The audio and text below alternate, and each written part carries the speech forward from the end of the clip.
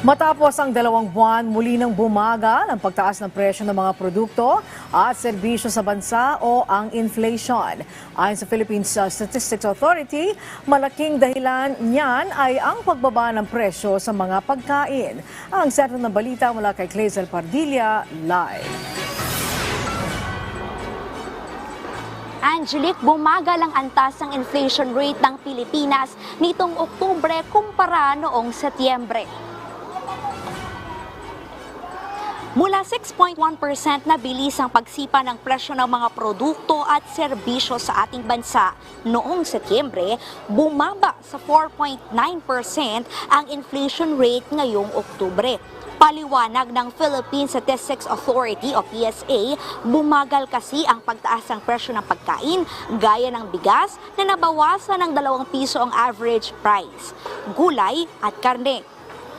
Naitala rin ang bawas presyo o singil sa alak, kainan, pabahay, medikal, transportasyon, recreation at personal care. Sabi ng PSA, posibleng magpatuloy yung pagsadsad ng inflation rate kung hindi magkakaproblema sa presyo ng mga binabantayang produkto gaya ng bigas.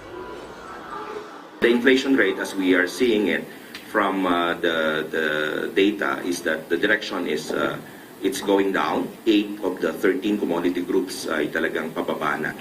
So unless there is another shock, in the absence of any shock, the trend right now is that the inflation rate seems to be going down.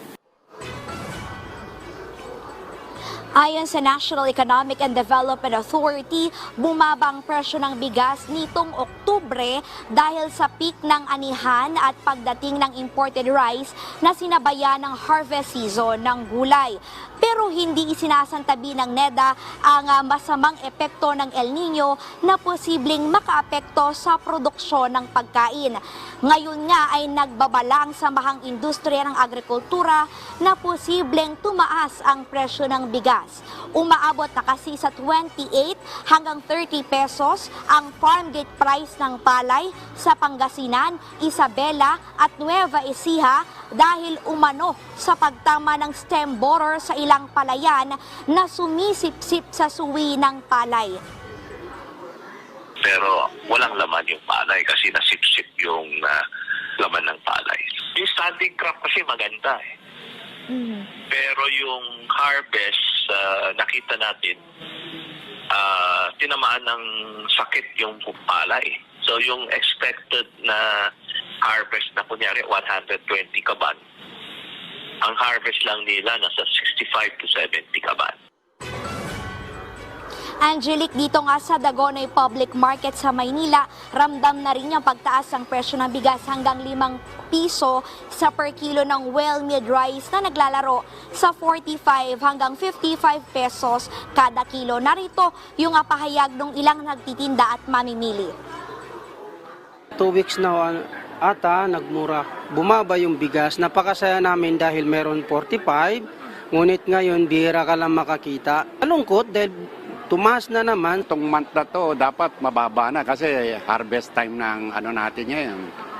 Ang nangyari, parang kulang tayo sa, okay ang harvest, kaya lang kulang tayo sa, di sapat yung domestic supply. Pag umorder kami ng 100 bags, binibigay lang sa akin mga 80. Nasa puhunan, 2.5, 2.6, ganyan. Ang bigas. Paraan, bago mag-holiday. Mga mga 2.4, ganyan. Mahigpitan niyang minomonitor ng Department of Agriculture ang presyo ng bigas. May mga ilan na tumataas. Siguro gusto ng mga traders talaga makakuha ng maraming local supply. Kaya tinataasan nila ng konti. Tingnan namin yan at kung may makita kami na nagmamanipulate, yan ang bili ng ating Pangulo. Kanina sinabi rin ni Secretary Chu Laurel na patuloy yung pagbusisi at pag-imbestiga dito sa mga nananamantala sa atin. Tinututukan naman ng DA ang pagtama ng peste sa palayan at kumpiyansa ang ahensya na mananatili sa higit 20 million metric tons ang palay production ngayong 2023. 75 hectares out of the total 120,000 hectares na palayan ng Isabela yung naapektuhan.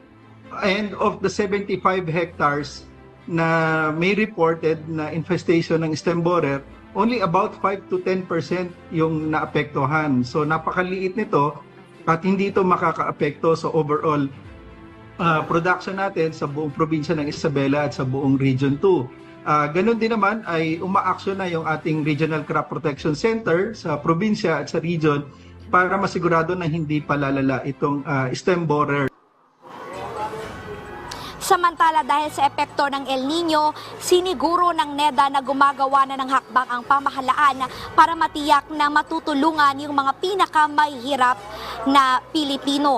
Kabilang dito yung pagpapatupad ng food stamp program at pagrekomenda sa pag-extend ng mas mababang taripa sa bigas, mais at baboy. Angelique?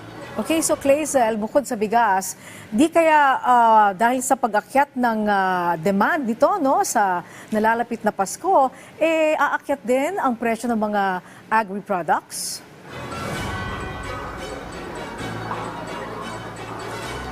Angelique, supply and demand yung palaging idinadahilan ng Department of Agriculture. Pero para sa ahensya, may sapat na supply ng bigas at mga gulay, lalo na dito sa huling quarter nga ng 2023. Yan yung December months. Angelique? Right, maraming salamat, Clazel Pardilla.